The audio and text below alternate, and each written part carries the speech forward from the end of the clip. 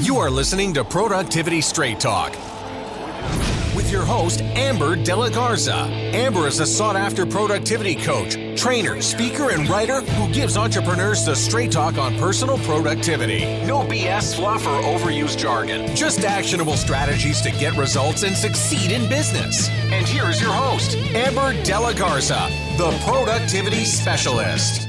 Welcome, and thank you for listening to Productivity Straight Talk.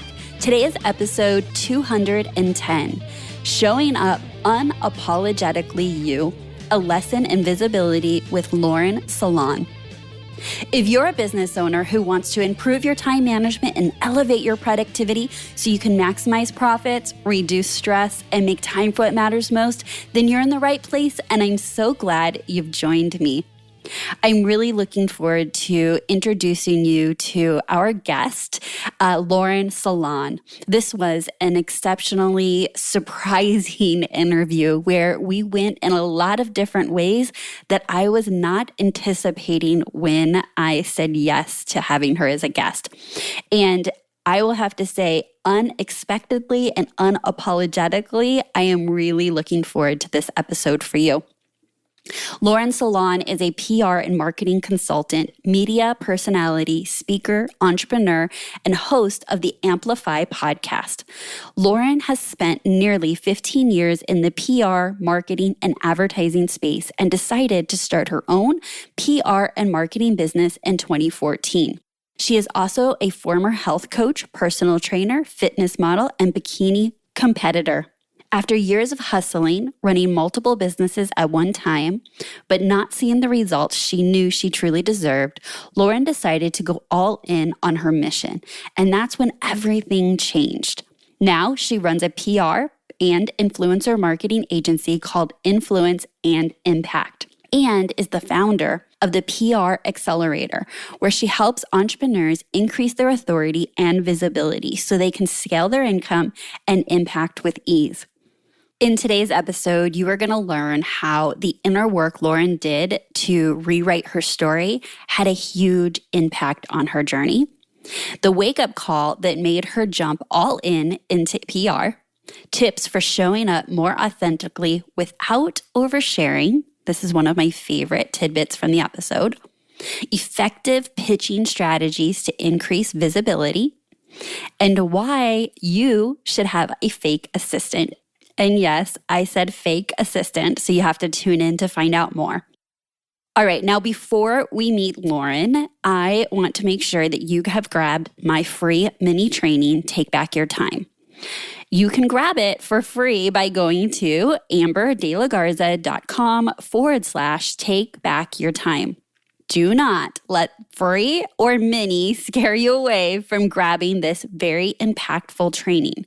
I am teaching you how to reclaim 30 minutes back each and every day. So if you are ever mumbling or uttering these words under your breath, I wish I had more time. There's never enough time. How am I going to get it all done? Well, a great place to get started is to go grab this free training. In your podcast app, tap the notes, click the link, and grab your free Take Back Your Time mini training, or head on over to amberdelagarza.com/take back your time. And now, let's meet our guest and get to the straight talk. Welcome, Lauren, to Productivity Straight Talk. How are you today?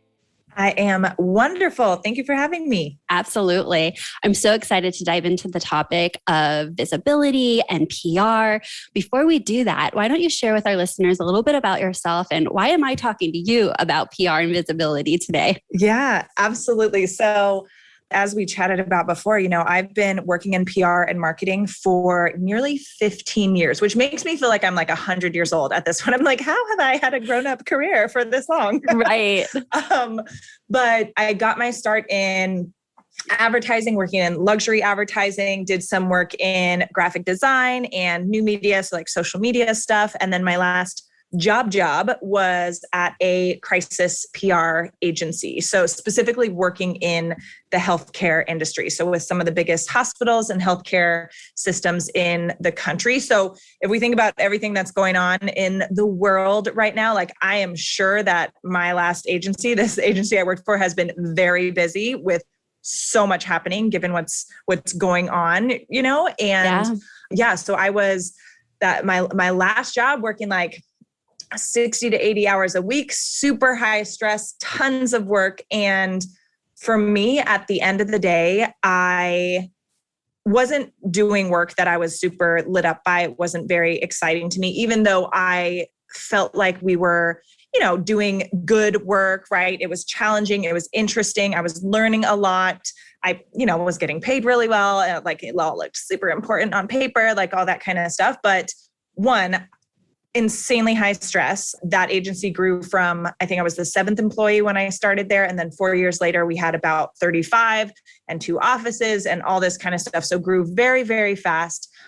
Always had way more work than you could handle. And right. I am very much a former workaholic, like overachiever type. So that's like a terrible. Right. There was no boundary to the work. It was all in. Stop. Yeah, exactly. So I wasn't doing work, like I said, that I was really excited by, right? Like at the end of the day, I wasn't like, oh my gosh, I'm going to come home and learn more about the Affordable Care Act. This is thrilling, right? And hospital insurance, like negotiation. That really lights me up. Yeah, I could totally see a shift coming here.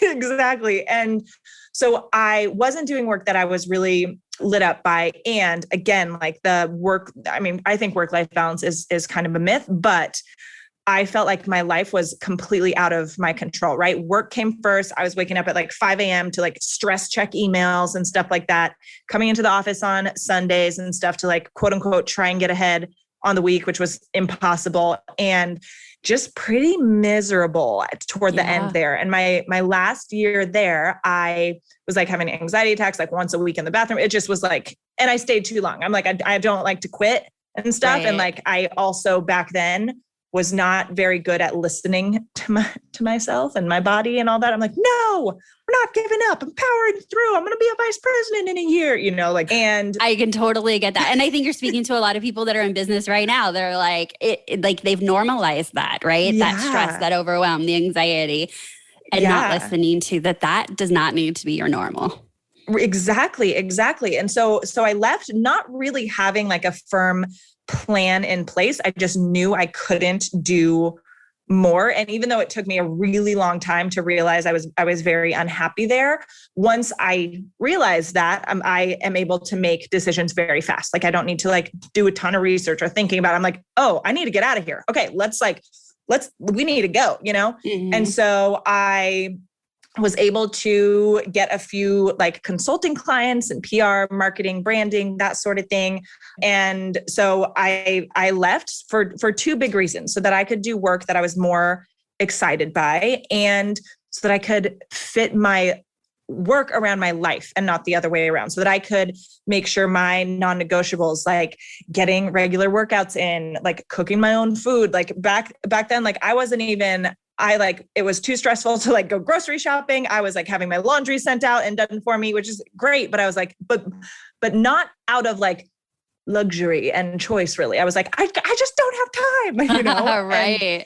And so left so that I could really reprioritize what was important to me and have more freedom and choice and flexibility in my life. And so went right into consulting, and more, not necessarily because I thought that was like the thing and like the forever thing, but because that's what I knew, right? That's what people were asking me for help with. And so went right into that and built a social media and marketing business, which over time has evolved into mainly focusing on PR and influencer marketing, which is what I still do today.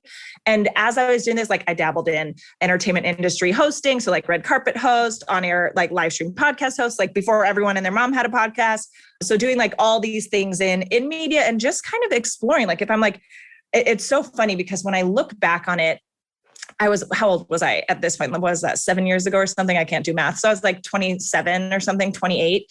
And I'm like, I am way too advanced in my age and career to be making this big of a change. What am I doing? You know? Like, right. And now you're like, you should have run, do anything you want at 27. Exactly. And it's so funny because I'll be 35, at the end of the month. And like, we pivot and switch up what we're doing like every 6 months. And that's awesome, right? Or just it's constantly evolving. So yeah, I had my social media PR consulting business. Wasn't like all in on that being the thing, but it was the thing that allowed me the space and time to decompress, to reprioritize my health and everything like that. And to explore what I did want to really do next. And in that, I got back in. I've been an athlete my whole life. I was a really competitive soccer player and everything. And so fitness is super important to me for mental health, physical, all of that. And so I was getting back into the gym regularly, and I'm a very natural social sharer. And so I'm sharing my fitness journey and all that kind of stuff, and had a lot of people asking me like, oh, what are you doing? Tell me, like, can you help me, sort of thing. And I kind of accidentally started a fitness business as well. And so for a few years, I had my consulting business and then my fitness business, and me as a health and fitness coach, personal trainer, like fitness spokesperson, influencer, fitness model, like all the things running concurrently. And I was not seeing the A+ results, right? Like in my bank account, in my time freedom, in whatever, in my stress levels that I expected or that I was hoping to see. And I was working so hard and long, right? Which you don't have to work long hours and don't have to work hard to see the results, right? So it took a lot of work for me to reframe that, but I'm sitting there like running these two businesses and not getting the results that I want. And I'm like, what the hell am I missing? Like, what am I doing wrong? And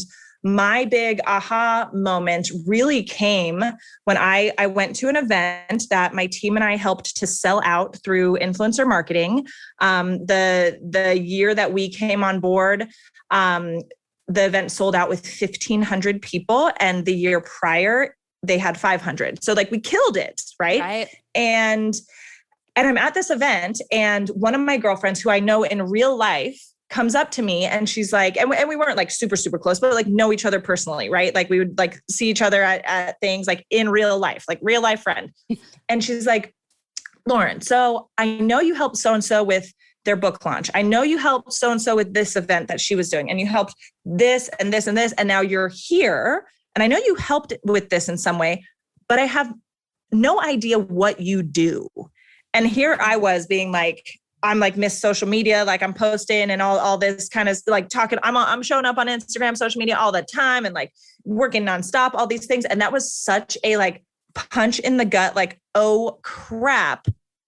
Like here we are. This is what's in the gap. That was such a powerful moment for me, because I'm like, oh, I'm not being clear, and I'm not like all in on whatever the main thing is. And it's funny because over that weekend, like so many more of those moments happened. Like I had another dream client. Like I was getting in my consulting business, literally dream clients who I'd written their names down, like, oh, I would love to work with this person. And they would then be coming to me asking for help. And I'm like, oh, well, okay, and another dream client comes to me and she's like, hey, I would love to talk to you about launching this program and helping with visibility and all this kind of stuff. And I'm like, okay, again, like, geez, like, oh my gosh, my life is so hard. Right. And I'm like, here's what I need to do. Like, people don't get what I do. And so if somebody who knows me personally is confused about what I'm doing, then I think at that point I had 12,000 followers or something on Instagram. Then that means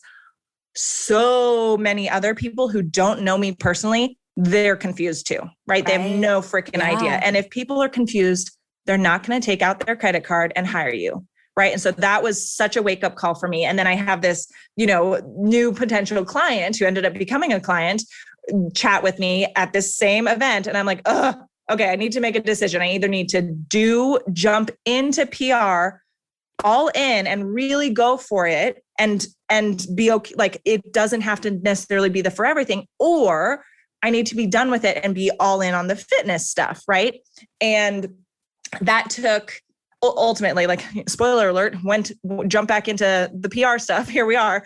But that took a lot of me rewriting my story around PR because I had this like, oh, it means I'm working 12 to 15 hours a day. It means I'm working on the weekends. It means I'm checking my email in the middle of the night. It means I'm super stressed and going to have anxiety all the time, which is not the case, right? So a lot of that inner work, rewriting that story. And then once I did that and made it feel good for me, I was like, okay, no brainer, let's go. And then as sometimes we do, I made the decision and then kind of dragged my feet with actually jumping back in full time because I was like, oh, but I love my like fitness stuff and my clients over here. And then it really wasn't until everything shut down in 2020 that I made the full pivot and ended all the things I was doing fitness wise for money. Right.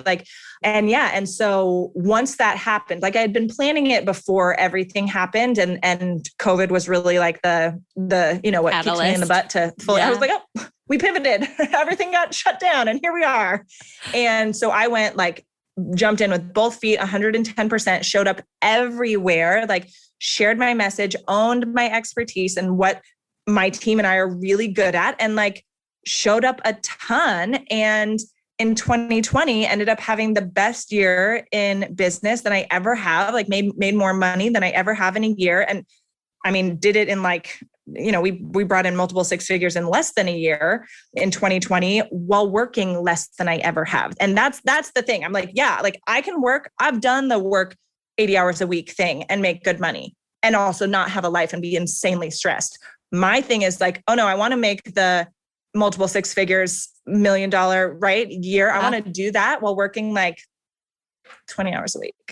So let's unpack that. I do want to talk about visibility, but you've seeded so many things where I'm waiting to ask more questions. Yeah. And I feel complete. So here we are now. You identified yourself as a former workaholic. You also referred to your personality as you're all in, you're love your work. So if that's your natural, tell us some tips or strategies or share a little bit about your journey of how you said that doesn't work for me anymore. And this is what I want is to make more money than I've ever made while reducing hours because that's my vision of success. What does that journey look like to unwire those thoughts, those patterns, the habits, the rituals? It's interweaved in every decision we make every day. Yeah. Whether we're workaholics or we're, choosing to do simpler, make it more simple. Oh my gosh. Yeah. Such a good question. I'm oh gosh, because it's not an easy answer. It's not an easy. I wish I could be I just did this. Okay. So I will say with the caveat, we couldn't even tap into your whole story about that. But I love that you're sharing that it's possible. So if you can just share a little bit about your journey and we'll just know there's so much more to it because it really is unraveling all the things. Yes. So for me, there are a few kind of moments with that. Back at this last agency that I'm mentioning, where I was working crazy hours, it's easy to blame that lifestyle and the workaholism. And this is from being literally lifelong overachiever. So I had that going my whole life pretty much. And there's so many reasons for that too. But when you're in a job and you've got a boss, it's easy to blame your job and your boss on why your life is so stressful and you have so much work. I had my first kind of big wake up call with that was when I was 6 months, maybe a year into my business, running my own business. And I had matched my income pretty quickly, but I was still working like an employee. I was letting clients call me at 10 p.m. I was nonstop, never had enough time in the day. And I realized I'm the problem. I can't blame it on someone else now because I'm the boss and I'm doing this to myself now. Uh-oh. Right. And that's a hard mirror to take responsibility of because you're you had a face, you had a boss, a company where you're it's external. And then you come and you're oh, now I'm that shitty boss to myself. Yep. High demand. Yeah. And so a lot of it for me was work around worthiness stuff because for me, and I'm sure for a lot of people who can relate to this, I used to find so much of my value and my worth in my accomplishments. I was historically very stuck in my masculine energy. So competitive, achievements, the next thing, goal, which is not necessarily bad, right? It produced a lot of beautiful results in my life, like a very impressive resume and all that kind of stuff. And it was exhausting. And I didn't really know how to like be more in my feminine. So a lot of work on self-worth for sure. I've done like tons of emotional intelligence, like shadow work, like healing stuff too, which was very, very helpful.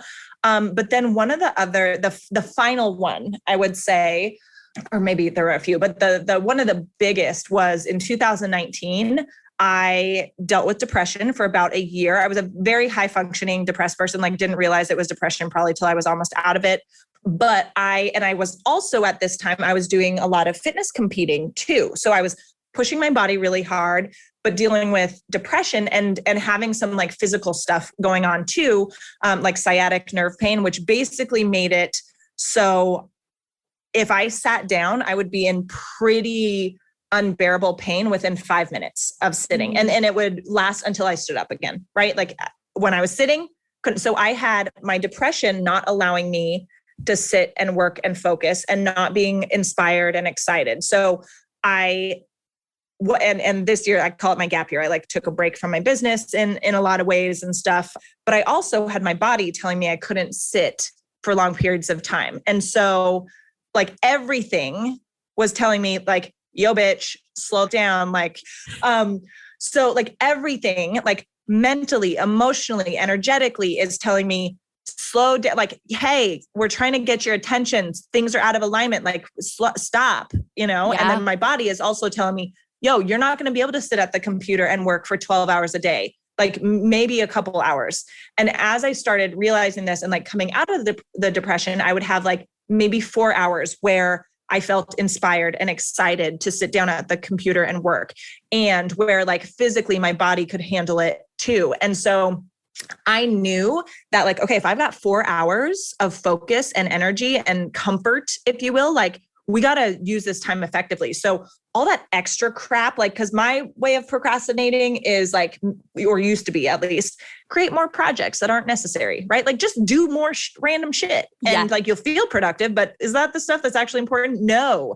And so, but you weren't forced to ask yourself that question because you had unlimited time, essentially, right? Yeah. Okay. Exactly. Okay, I love this so much. So the depression, like, yes, I don't want to have to deal with that ever again. And it was such a beautiful gift because it taught me how to be much more of like a ninja with my time and to cut all the other extra crap that wasn't necessary.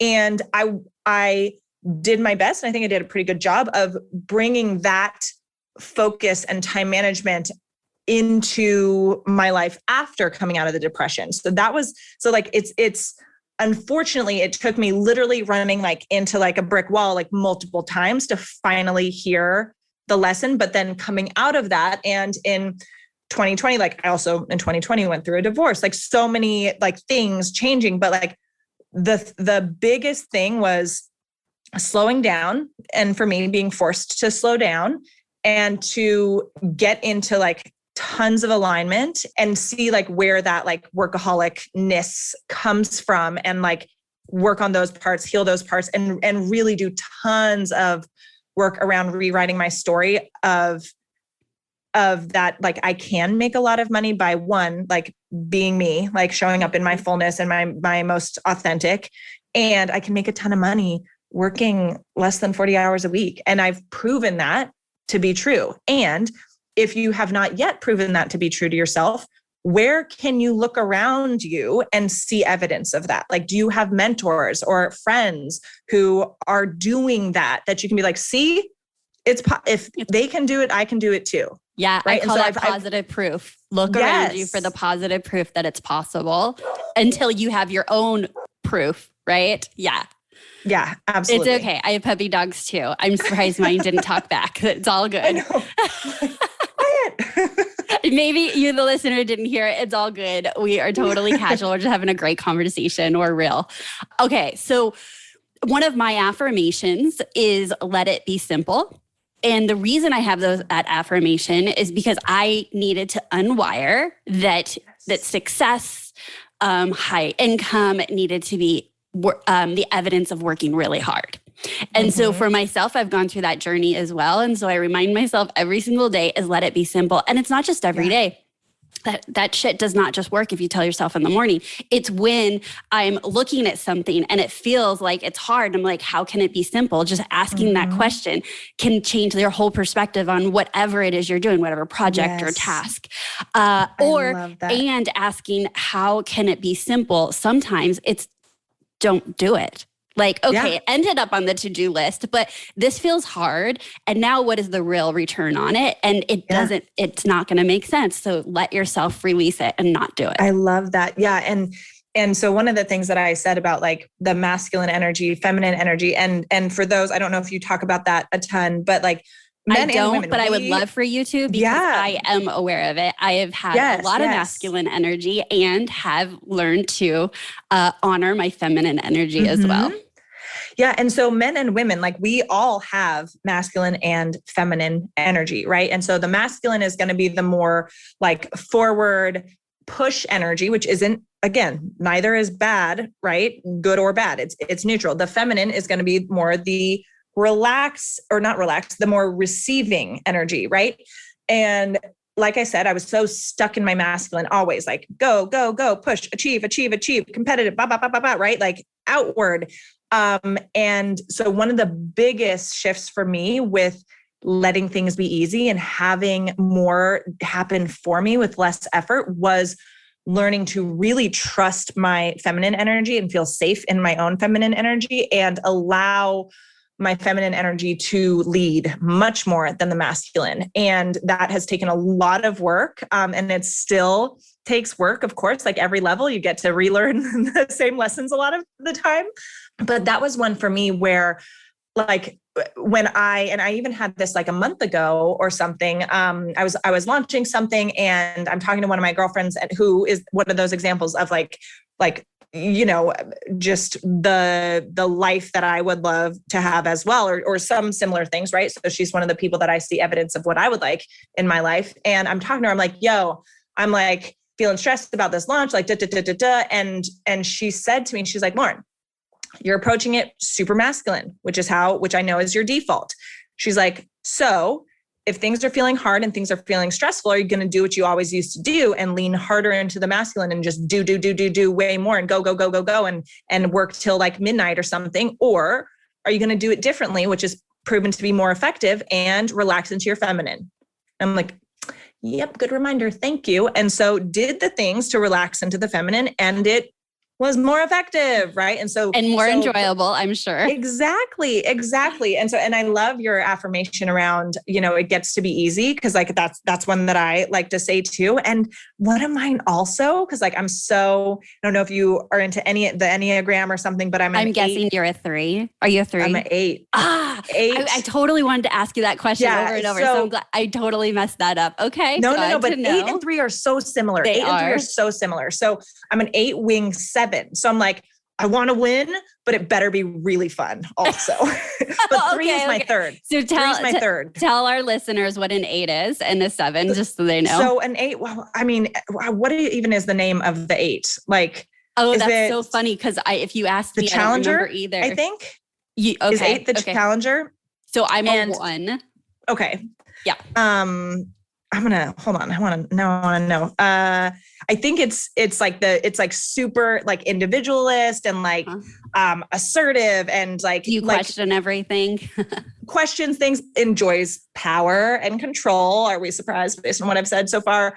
And so I'm an 8 wing 7. 7 is the enthusiast. 7 is the like party, we always want to have fun sort of thing. And so any like personality assessments I do, like the one that wants control and power is always number 1 for me. But then right below it is the fun one. Mm-hmm. And so for me, it's like, it has to be fun. And I know, again, because I've proven this to be true in my life, the more fun I have, the more money I make. Like same sort of thing. Like it gets to be easy. It gets to be fun. Like why does making money and running a successful business have to feel hard? It doesn't, right? So I love that you have that affirmation too. Yeah, absolutely. Oh my goodness. I guess we should probably get to marketing or visibility and PR, but this is like the gold here is hearing your story and hearing that, you know, in the work that I do, it is obviously there are good strategies for productivity and time management, but none of that matters if you're not willing to work on your mindset and want something different for yourself and wake up one day and say, everything I've normalized, working after the kids go to bed, working on weekends, feeling stressed out, not enjoying my team. Like we get to a place where that's normal. And I guess like the saying is the fish that doesn't know they're in water. One day you need to wake up and see you're in water. Like you got to realize like that's not what you want for yourself because you've normalized it, and then be willing to do the work. Yeah. And that's what I ask all my clients is, are you willing to do the work? Because if it was easy as just making one choice one day to say, I no longer want to be a workaholic, we would all change our lives drastically like that. It's the choice followed by action. And to hear that you've gone through this journey and to hear that it was over several years and that it's a choice that I know because I do this work that you've made every single day since then. And so congratulations. I am like happy to hear this. I had no idea we were going to chat about this, but that is something that I feel somebody is listening today that needed to hear it from you, Lauren. So thank you for sharing your story. Oh, of course. Thank you.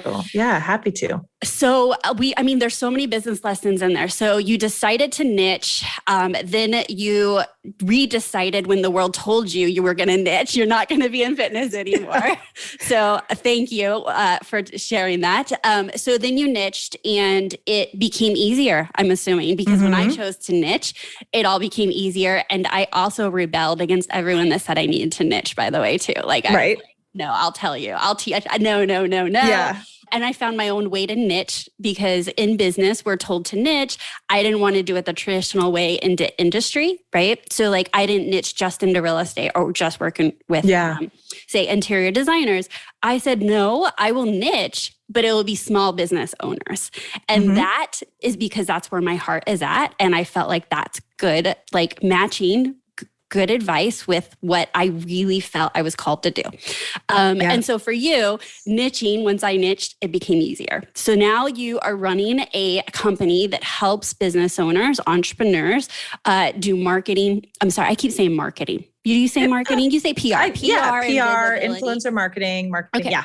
So if we want to get out in the world and let more people know about what we do and how we can help them, what are your favorite strategies you like to share with clients and audience? Yes, so many things. I think, so I work with a lot of personal brands and entrepreneurs as well, like, and service-based entrepreneurs. So very similar crowd that's listening on here. And a lot of people who are the face of their brand and the face of their business. And one of the biggest things that I tell people, which again, like supported my accelerated growth immensely, was the more authentically you show up in the world, like the more you are, the more you're going to attract the clients that like those dream clients, those soulmate clients, and the easier it is. And it does take some work too, to like show up fully like that and super unapologetically yourself. But that is one of the best tips, which like isn't like the strategy or tactic, right? But like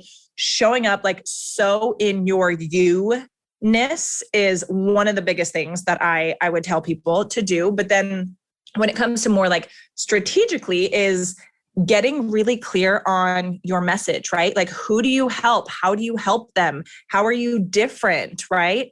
And sharing that regularly. So on social media, a lot of the times it was like, oh, well, I talked about that last week, or I've talked about that a lot or whatever, right? People do not, because of the algorithm and everything like that. And like, and just how sales works and how people buy, like people need to hear something multiple times often before they take action. And then because like I just said, with the algorithm and stuff like that, like you may say something and 5% of your audience sees it. So sharing your message, like getting clear on that message and then showing up and sharing it all the time, not just to your own audience, but then also getting in front of new audiences where your ideal clients are hanging out. So for example, like what I'm doing right now, right? Plugging into a new audience, a new, people who I don't know who are listening to this show and sharing my message. Like, so leveraging PR and third-party outlets. So right now, you and this podcast, that is the third-party outlet, right? I'm tapping into your audience. I'm borrowing some of the trust and credibility that you've built and sharing my story. And who knows, like people may, and this has happened many, many times, people may then follow me. They may be like, oh my gosh, I heard you, I love what you said on Amber's show. So like, I would love to hear more about your PR and working with you, like all that kind of stuff. And so those are some of the biggest things I would say is like, show up unapologetically you. And that doesn't mean share every single freaking thing. Like I'm super transparent on my social media, and like there are plenty of things that I do not share, right? So you don't have to share like every single opinion, which is like seems to be with the world we're living in. Everyone's like, I have an opinion on this and I feel very passionate about it, and this, and this, and this, right? We don't need to do that. But like showing up in your fullness, right? And not being afraid to be polarizing or to be unique or to be weird or whatever it is. Cause then you're going to draw more of like your flavor of people in, right? Yes. Getting really clear on your message and talking about it and sharing it regularly, and then getting in front of new audiences. New audiences is huge. Yeah. And one of the things too that I encourage so many of my clients to do is, because so many entrepreneurs are like, oh, well, I don't like want to brag about like all my accomplishments and stuff like that, especially service-based entrepreneurs and especially coaches too. It's like, I just love coaching people, right? And I'm like, yeah, but you're good at what you do, right? It changes people's lives. Like talk about that. You can say things like, I am an expert at, my team and I are really, really good at, blah, blah, blah, blah, blah, whatever it is, like own that expertise and share it. Come out super clear. Okay.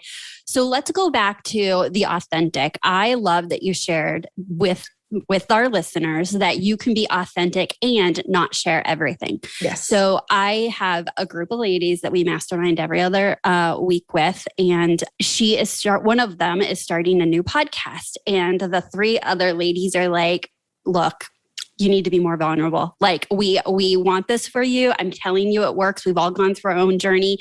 And so here was my advice to her. So this is like a sneak peek. I said, listen, if you look back at my podcast from 2-3 years ago, I was very limited in being like personal about anything. I leaned on what I was comfortable with, which was like teach. And then I started a little bit adding something in. And then I was like, oh, nothing really bad happened. And then I'd add some more of me and some more of me and some more of me until I felt so comfortable that I share a lot of me. And now when clients get on discovery calls, they're like, so how is your dog? Oh, I feel like I know your son. Or like, it's like this really personal relationship that we've been having even through a podcast. And the other piece of that advice I gave is write on a piece of paper the things that you are going to hold sacred to you and your family that you will not share. And you just know what that line is. And so there's all these things, because we're all dynamic, that you're willing to share. And that is wholly, completely you. But then there's these parts that you're going to keep to yourself. And that is completely okay too. Yes. Yeah. Absolutely. And that's something too, like I get asked that a lot, well, and one, I think absolutely being vulnerable is so important. Yes, as like a quote unquote business strategy, but not in a way that's inauthentic, right? Like, and not as like a tactic, but because when we show that we are real humans, right? That we're not always like polished and perfect and whatever, and we have challenges or whatever might happen, right? And we're real humans, it makes us more relatable. And people want to do business with people that are relatable, not people who are perfect and never have like bad days or something like that. So being vulnerable, but then also knowing, and I think it's important too, like I used to be like, oh, well, I'm vulnerable. I can be vulnerable up until this point, right? And then I'm not going beyond that, which was kind of like a fake level of vulnerability for me. I'm like, oh, I'm comfortable like acting as if this is like super vulnerable. Like, and I didn't really realize it at the time, right? I didn't think I was being inauthentic, but I'm like, oh, I'm not actually being that vulnerable. Like I think I am. In your safe zone, right? Yeah. Once I crossed that line and showed up more raw, it made a big difference. And same thing, like with my podcast, like shit, sometimes I'm like, did I just say all of that? Okay. All right, world, there you go.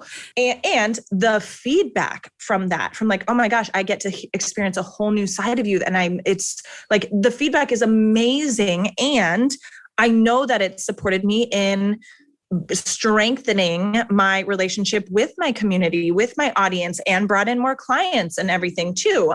And it is really important to get clear on what are those things that are really important for you to share. Like, so like I share this more, but for example, like if you are religious at all, or like your faith is really important to you, but it's not really important to you in business. Like if you're like, oh, I help like Christian business owners. Okay, then you should be talking about your faith more, right? If those are the kind of people that you want to attract. If that's not, then it doesn't really have to be something, right, that you speak in, even though that's really important to you, right? So thinking about like, okay, what are these things that I do want to share? And it doesn't always have to be business related. Like same thing. Like my dog is up in my Instagram stories all the time, and people like literally like she has such a fan club, and it makes you more human, and it makes people want to engage and check in and all of that. So it doesn't always have to be just like, oh, is this helping the business? Right. So like showing the human stuff too, but then exactly like you said, like those things that are precious and that you don't want to share, you don't have to. You don't have to. For sharing, when I gradually moved into it, I will tell you it changed a lot. So one, I enjoyed my business more. I didn't feel like I had to hit record and there was like a distance between me and my listener. I felt like I can say anything, that it just became so much more natural. And what happened was I was more comfortable sharing me and being so relatable to my coaching clients, because I feel like if they can have that connection and see that like it's not perfect for anyone, here's examples, then it opens them up as a pathway to do the work, right? Well, I was doing that privately. I wasn't doing that on my podcast initially. So really all I did was take over what I was doing privately and put it out into the world. So now what happened was I'm attracting the people that want to do that. And so all my clients I feel like I'm friends. I care dearly about my clients, but how did we get there? There was this relationship being built because I got to show up myself. And, and in real time, Lauren, just like you said, you don't know that's what's happening. You don't realize it's going to have like these rippling effects, but like fast forwarding, I'm like, gosh, I can actually trace that all back to having the nerve, the guts to get a little more vulnerable over time. So, okay, great. So all about vulnerability. I want to shift gears and ask you a question. Yes. So I personally have been on, I don't even know, 50, 75 podcasts. This is a strategy I use all the time. And that may be you listening right now. Maybe when Lauren was speaking, you're like, oh yeah, I heard you on that podcast or that podcast, or I have no idea how I heard you. I just know I was listening to a podcast and somehow subscribed to Productivity Straight Talk. Lauren, what is your advice on pitching yourself versus hiring a company or having someone on your team do it? Because I've done all three. I've pitched myself. I've had someone on my team do it. I've also hired a company to pitch me. And so do you have some advice or oh my gosh, what's your perspective on that? Yeah. I'm like literally my whole business. So as I didn't even really say this, but like to get us up to speed real fast. So I have a full service PR and influencer marketing agency where we do like all the PR things for our clients. So yeah, pitching them, all of that. So people can hire us as like full done for you PR team. And then I also have a signature PR program where I teach entrepreneurs how to do their own PR. And my program, the PR Accelerator, is like a hybrid program. It's part coaching, part mastermind, part like PR Shark Tank, because we have special guests coming in that everyone gets to pitch to, which is so freaking cool. And then you get my team and I as your in-house PR agency. So doing some of the work for you while you also do it for yourself. But I love this question because you don't have to hire a team or an agency or like to do it for you. I think pitching and PR can be very intimidating because it's not necessarily something that is taught very much. And it feels like there are often so many moving parts and all that kind of stuff, but it's a lot simpler than I think people realize. So one, you don't have to hire a team to do it for you. You don't need a big budget. You don't need all this time and stuff. Like you can get a lot done with an hour a week. And so when it comes to pitching, and whether it's yourself, somebody on your team, some of the biggest things to keep in mind are thinking about like what would add massive value for whoever you're pitching to. Like that's the really the most, if I'm going to give you one thing, is stepping into that person's shoes and thinking, okay, how do I add a ton of value for this person and their audience, whether it's a podcast, whether it's a publication, how do I add a ton of value for their audience so that my pitch becomes a no-brainer yes for them? Because they're like, oh my gosh, my audience is going to love this. Heck yes, please. Like I would love for you to come on, right? Because when they say yes, you get the win, right? You get the visibility. There you go. So the most important thing is making sure you show why it's going to add value for them, right? Other things when it comes to pitching, like it shouldn't be super long. Do your freaking research. Like don't send, which I'm sure we've all gotten, like a copy paste pitch that is not personalized. That doesn't mean every single pitch needs to be super, super unique and customized, right? Like we do pitch templates for our clients, but then I go like, here's the highlighted sections that should be updated based on whoever this is going to make it personalized and customized. So yeah, do your research, show that you know what they talk about and what they've written about or spoken about on their podcast, and link what you do, right? Your expertise, your niche, your zone of genius, link it to what you've discovered matters to them and their audience. Now, when it comes to hiring someone to do it for you, having somebody in-house to do it, doing it yourself, it kind of varies, honestly. So if you're going to hire an agency, like to full transparency, like our base package is $5,000. And that's like I would say pretty cheap for like when it comes to PR. And so it makes sense to hire an agency for the like big juicy relationships. Like I can pretty much get anyone into Forbes just about, like, which is a big deal, right? And so like hiring an agency because of their relationships, right? And then also because of time. Like a lot of people don't want to learn how to do it themselves or don't want to do it themselves. And I think that you should stay in your zone of genius and the stuff that lights you up. And so if pitching yourself isn't exciting to you, then get help for it, you know? Can I add another benefit from my own personal experience? Okay. So like I said, I've done it personally. I've had someone on my team do it, and then I outsourced it. And I outsourced it, and they pitched me to a podcast that if I had been doing it or someone on my team who would have done it, I would have said, no, we're not ready for that. I'm not ready for that. Like, no, not that one, this one, right? Because I would have in my head got in my own way. I would have sabotaged the whole thing. So the agency pitches me. I don't do any homework. I'm a seasoned interviewee. I get on the podcast, hit it off with the podcast host, serve the audience incredibly well. It turns into a book, an event. She becomes a client. She's a partner. We're years down the road. Had I done it in-house, one, we would not have pitched her. Two, I would have sabotaged the whole thing and gotten in my own way. So I guess the benefit I'm saying here is if you hire someone, you just have to say yes to yourself once and then let the team do their thing and then show up in knowing that you're doing great. So if you're sabotaging yourself, it's on your schedule and you're like, today I'm going to do it, or it's on your task list and you're like, oh, everything else is more important. You're getting yourself in the way. Outsource it so that you can start getting results. Absolutely. And that's like, we have that happen a lot with agency clients where we're like, oh, so-and-so wants you on their show. And they'll be like, what? Wait, you're lying, right? And I'm like, no, what are you talking about? You're a big deal, you know? So yes to that one for sure. When it comes to doing it yourself or having somebody in-house do it, again, like think about where you want to spend your energy. I'm all for like staying in your zone of genius, staying in what lights you up and what you enjoy doing. And if you're going to be pitching yourself, it can be effective to have like a fake email address, like pr@laurensalaun.com, right?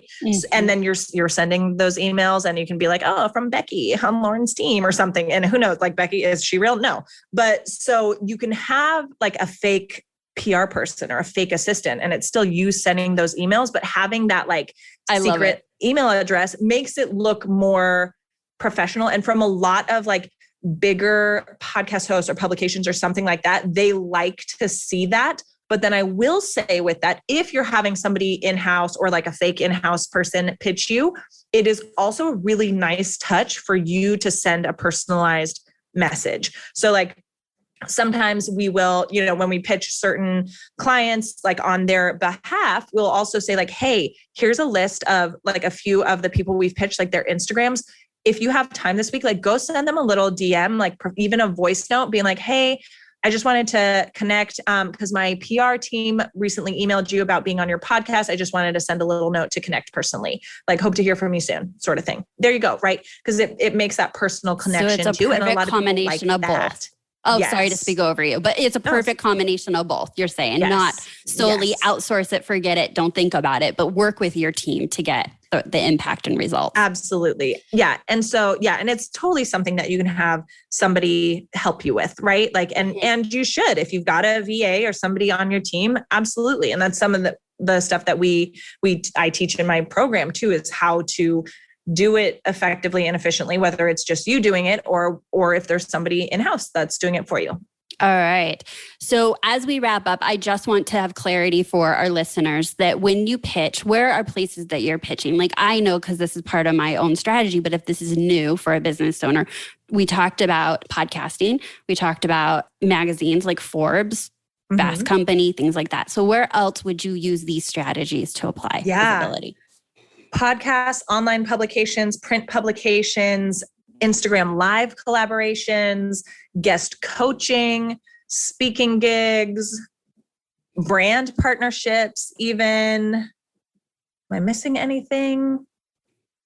Probably, but those are like a lot of them that we go for so clients. We pitch to speak.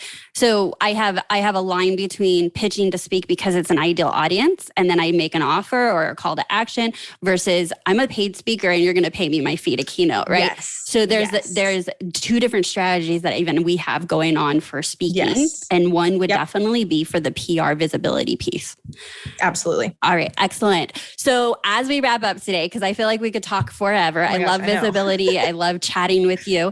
How do my listeners find out more about you and connect with you? And I think that you had something you wanted to share with them as well. Yes, you guys, I am most active on Instagram, and have the most fun there of all the platforms, which is just my full name, Lauren Salaun. That's Salaun.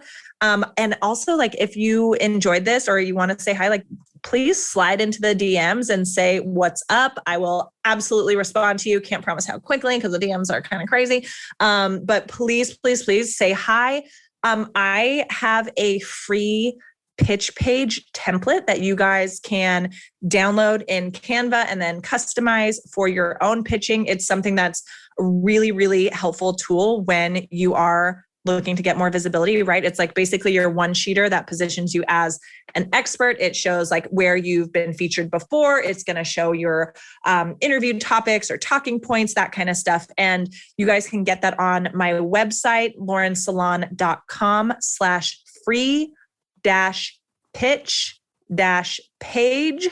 And then I also have my signature program, the PR Accelerator, which is for entrepreneurs looking to scale with less effort and get more visibility, increase their credibility and authority. So become more of that go-to expert and get more press. And so that is on my website as well, laurensalaun.com/PR-accelerator. Excellent. All right. So we'll make sure we link to all of that in the show notes as well.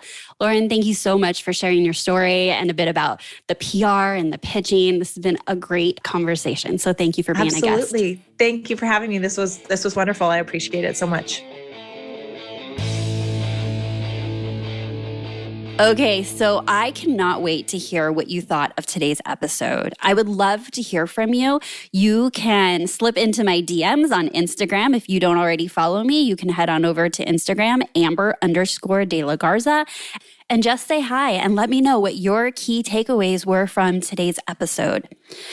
I love when I get to have these types of conversations with guests, and I love that you get to be a part of the conversation. So let me know you're out there listening, and I'd love to connect with you. Okay, so this is where we need to get really straight. I am certain that today's conversation at some point made you go, oh my gosh, like that feels right to me, or yes, I can actually use that in my business. Today's episode was supposed to be all about visibility and marketing. And really what it ended up being is how do we just honor ourselves and show up as ourselves to attract people that really like us. And I shared a lot of that in the episode about my own journey here on Productivity Straight Talk and how absolutely freeing it was when I gradually got more and more vulnerable, that I gradually let you inside my private life more than just the business side. And all of that journey happened because I was growing and challenging myself and expanding. And honestly, it was 100% worth it. Like I said in the episode, that was when I felt most connected. That's when I was attracting the exact perfect ideal clients to work with. So if you've been a long-time listener and you've been wondering, hey, I really enjoy these episodes. I like listening and hearing what Amber has to say. Can you imagine what that would look like if we were working together? If I was able to pour into you on a regular basis to come alongside you to grow your business and help you achieve your goals? Well, if you're interested in finding out how we can work together, I would love for you to head on over to amberdelagarza.com/work with me. And over there, you will find all of my offerings and ways that we can work together. And if you're not sure, then schedule a discovery call and let's chat and find out what your goals are. What are you looking to accomplish? And I'll share with you if I think I can help you and what is the best way for us to work together. Thank you so much for tuning in. I've absolutely loved having you listen to today's episode, but I need to be straight with you. No change, no change. Don't let today's conversation or episode just go by as just a fleeting moment on your drive to wherever you're going. What is it that you can take away and apply to your business? And maybe it's the obvious of how can you show up more authentically yourself? How can you share your story to attract people that love to work with you? Or maybe it was a bit of the more obvious of you recommitting or committing for the first time to get out there, get more visible, pitch yourself, ask for opportunities. In the 4 buckets of highly productive entrepreneurs and business owners, the very first bucket that you will find your most valuable return on time investment is the marketing visibility bucket. The marketing and visibility bucket is the bucket in which you let the world know what it is you do and how you can help them. That bucket and showing up in the marketing and visibility bucket consistently allows you to have, in number 2 is sales. And then sales lead to bucket number 3, servicing your clients. And when you're looking to scale your business, bucket number 4 is leadership. Now you are not solely responsible for these buckets, i.e. departments in your business. You may have others working in each of these areas, but you are ultimately responsible for the results in each of these departments as the business owner. So what are you doing on a consistent basis to let the world know what it is you do and how you can help them? No change, no change. Without taking action, nothing will change for you or your business. Thank you so much for tuning in today. If you like today's episode, my request is that you leave us a review. Us meaning me, my audio editor, my content creator. There's an entire team behind this episode each and every week that bring you this content. So let us know how we're doing. Leave us a review. Let others know what they can expect when they tune into Productivity Straight Talk. So that's my straight talk for you today. Until next time, have a productive week.